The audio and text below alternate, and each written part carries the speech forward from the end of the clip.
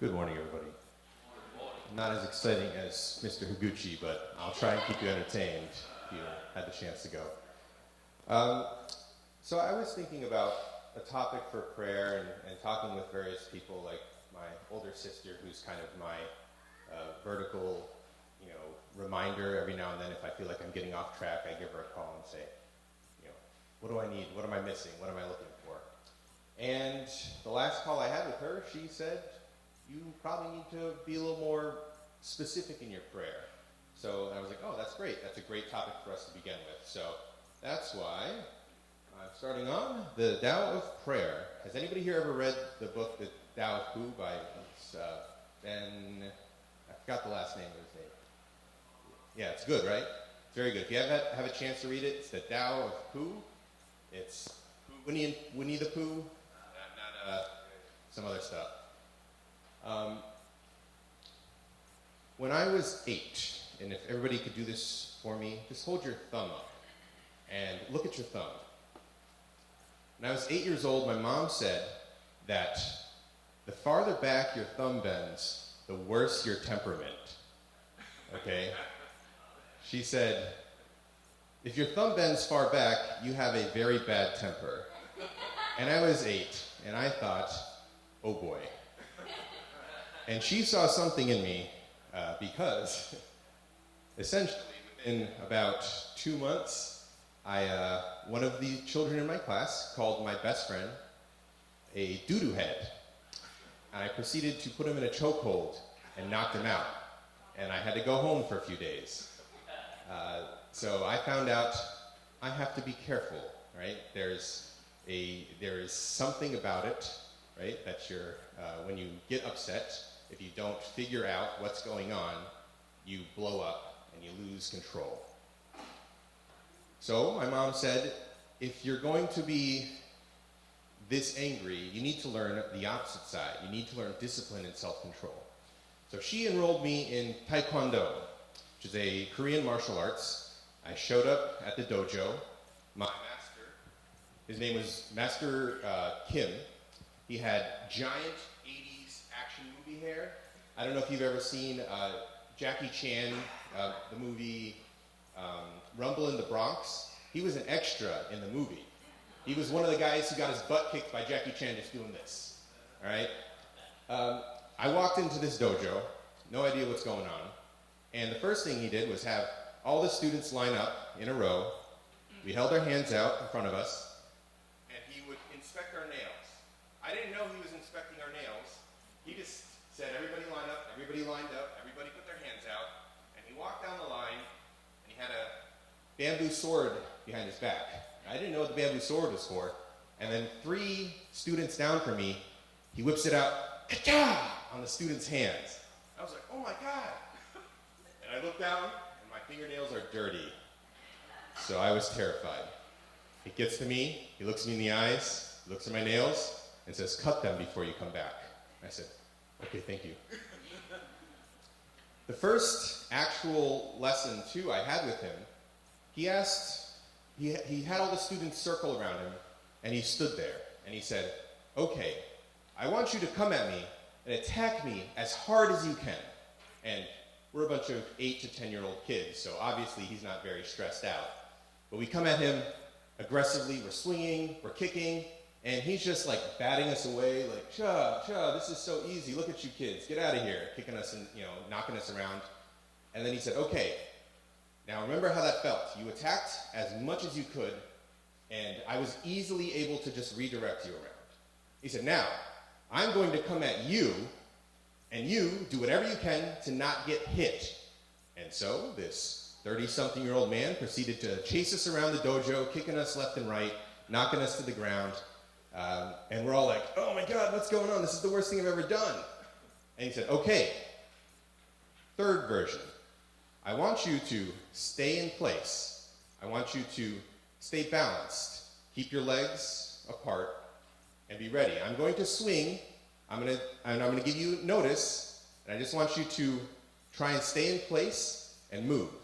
And so again, we're all standing there, and he's coming at us like he's going to hit us on the head, and we're kind of moving a little bit side to side. And he said, this is where you're supposed to be. If you are in any stage of life, you should be balanced. Your feet should be planted. You should be aware of what's going on. You should not be trying to aggressively attack the problem with no thought for what's going on. You shouldn't be running away from your problems either. You need to firmly plant your feet, and you need to be ready for what's coming. And that was cool. I learned that, and I learned how to do cool tornado kicks, and I could do some flips, and there's a picture of me at 10, and I was doing a split between two chairs, my arms crossed like this, and I was like, wow, I'm such a cool kid. Now I have severe back problems, and sometimes if I get up too fast, I can't move for the rest of the day. So the main lesson I learned from this is that we have to be like the palm. Does anybody remember the trees in Seaside Park after, was it Hurricane Sandy? Yes. Does anyone remember that giant tree down at the park that was uprooted? It was massive. I have a photo. I was trying to find it in Facebook, but I've had so many photos since then, it's gone. But a giant tree was uprooted and knocked over. And I was like, wow, that's crazy. I've never seen a tree that big. I've also never seen a tree that big on the ground. It's crazy. Because I remember growing up in Florida, in case I didn't mention before, I'm from Florida. I was always, at the end, after every single storm, I went through Hurricane Andrew, Hurricane Wilma, all these major storms. I lost power for, 3 weeks one time at my house. And every time we would, after a storm was done, you'd go to the beach, and all the palm trees would still be there. Some of them maybe leaning a little bit more than they were before, but all the big trees that were strong and rigid were knocked over. Right? So I found that's another lesson. If you learn balance, you learn to bend at times, you can continue to operate. Right? You need to know when is the time to give in, when is the time to be firm. If you are too rigid and too firm all the time, when the storms come, you're going down. You have to find your center, your focal point. Who are you on the inside? What is important to you, and what do you need? And again, the dangers of overindulgence. As my doctor likes to say, you eat too much salt, okay? You have to figure out what you can take in moderation, right? You want to know it's okay to have a little bit of something, but you're never going to overdo it. You want to make sure that you enjoy your life. I don't want to not put soy sauce on my food, right? I still want to enjoy what I'm eating, but I also don't want to overdo it and become sick and be unable to continue living anymore. So, again, I was thinking about it. How does this relate to prayer? Prayer is in everything we do, right? We use prayer. We can talk about the meaning first. What does prayer mean? Does anybody have an idea? Or what do you think of when you think of prayer? Anybody have a hand up or a thought? Yes. What is prayer? Communication with God. Very good. Communication with God. Anybody have any other thoughts, ideas? Yes. It's the expression of my innermost heart's desire. Very good. Yes. Exactly. So prayer, that didn't hurt a little.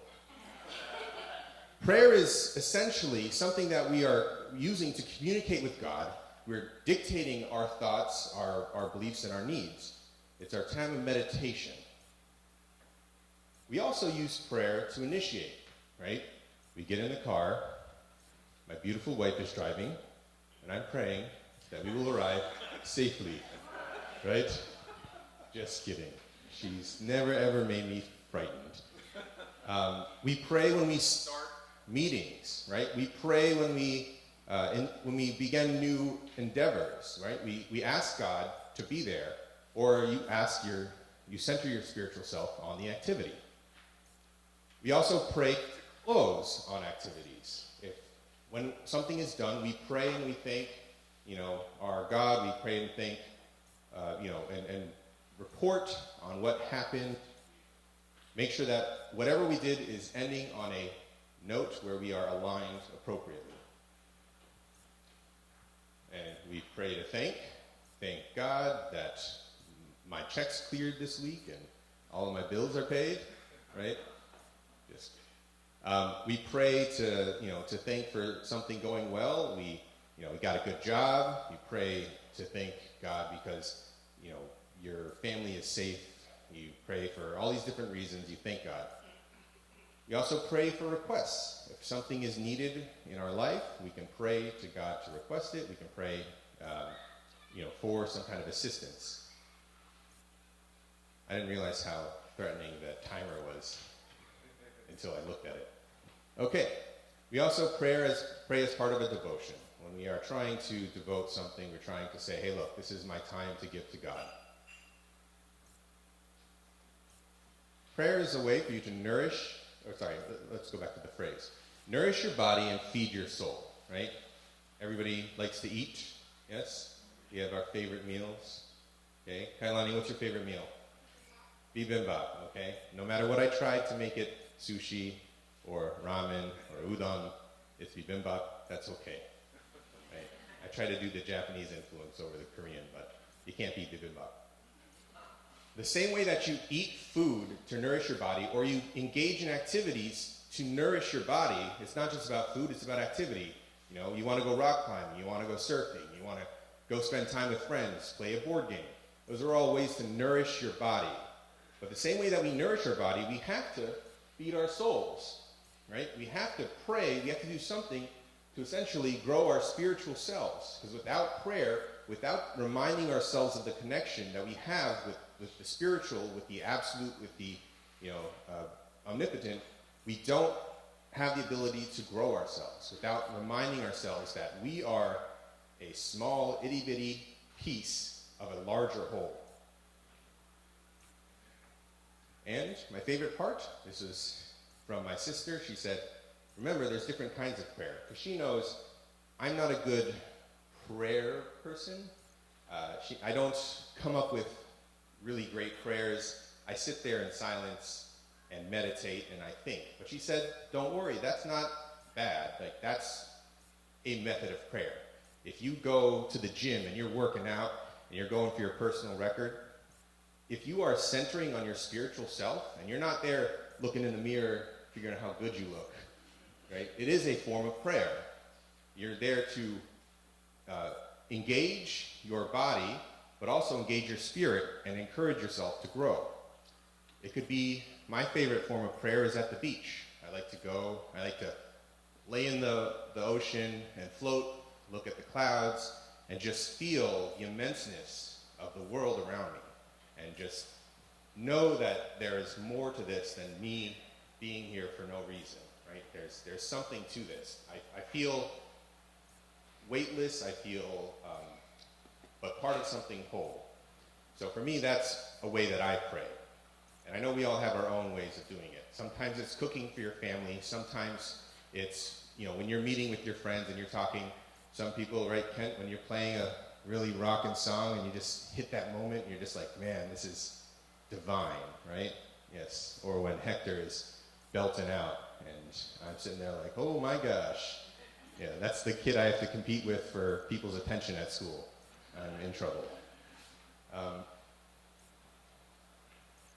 There's also prayer in your everyday life, right? And that's something that we seem to differentiate it and say prayer is not really something that we need to do on a daily basis. You might not feel the need for it, or you might think, oh, prayer is just the time where I sit down, I fold my hands, I bow my head, and I pray whatever I can think of. That's not necessarily true for everybody, and we have to acknowledge that. Why do we pray?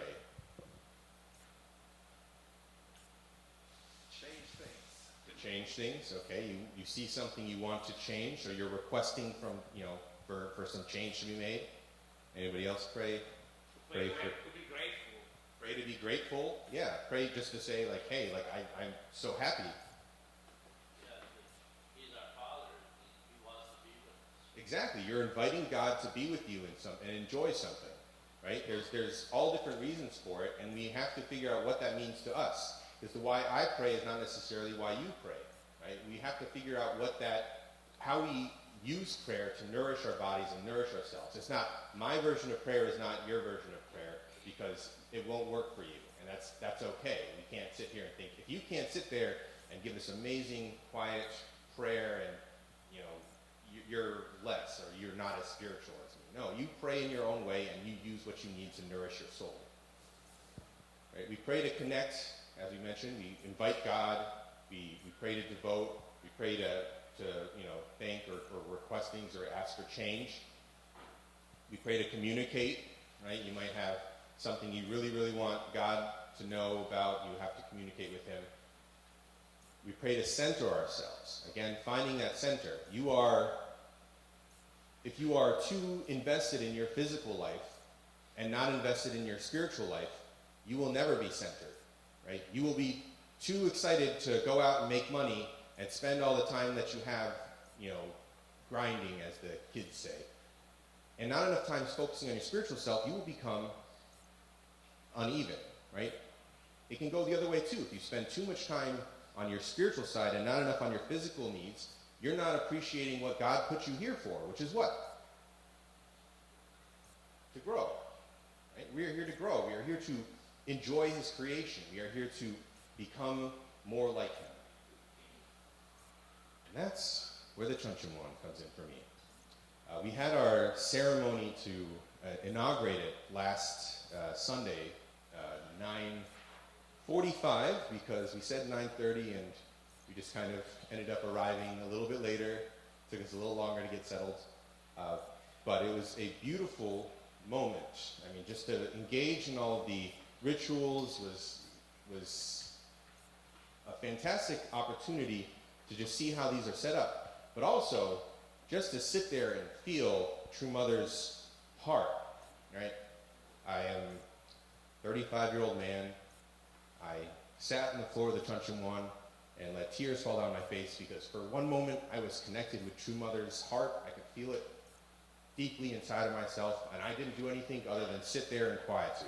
I didn't try to say any words. I just wanted to sit there and absorb it, and I could feel her heart, her love, her longing to be with her spouse, but also her heart and longing to share with us as, people, as part of her community, her greater, love for the entire world, the love for the United States. So if you get a chance to go, please do. We are trying to make it more accessible to everybody. We have a really fancy lockbox that we picked up at Home Depot, and we will try and make it so that everybody can get in. Gukkyung is helping me to, Gukkyung is doing all the work, and I am sitting there going, oh yes, I understand how this Google Sheet works. But essentially we will have a sign-up that's a little bit more fancy than my Excel version that I made. And then we will be able to select spots so that you can go and again, pray however you pray. And I think that is it. And the last piece that my sister shared to me and said that it is very, very important, as I said, I'm here representing a community. I'm a spiritual leader. I don't really feel like a spiritual leader at times.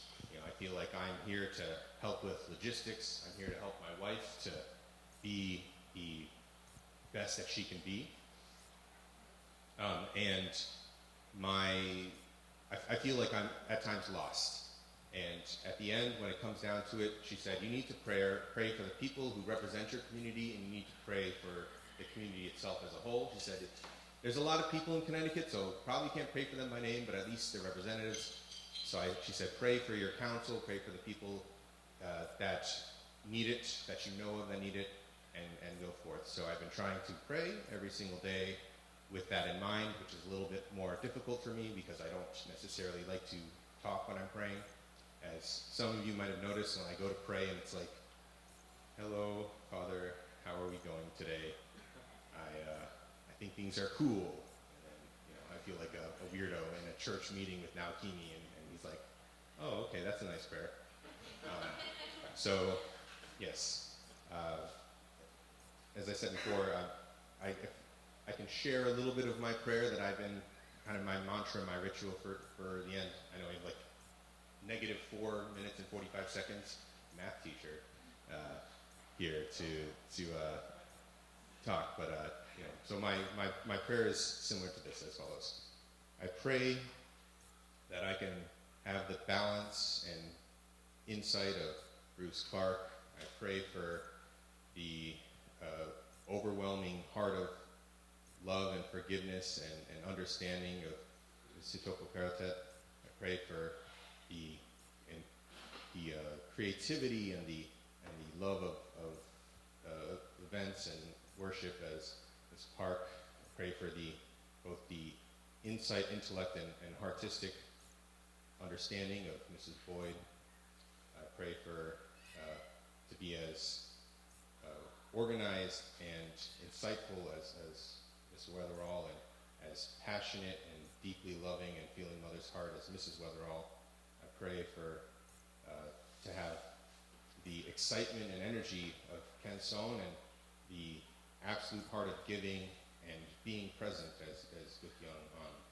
And I pray for the community and membership as a whole, that I can be in some ways a guide to them, but also as a person they can go to when needed. And so that's my mini version of the prayer. And I'd like to say thank you to all of you for listening to me today. I'm sorry I went way over time, but I hope that in some ways you can think about balance and prayer in your lives as well.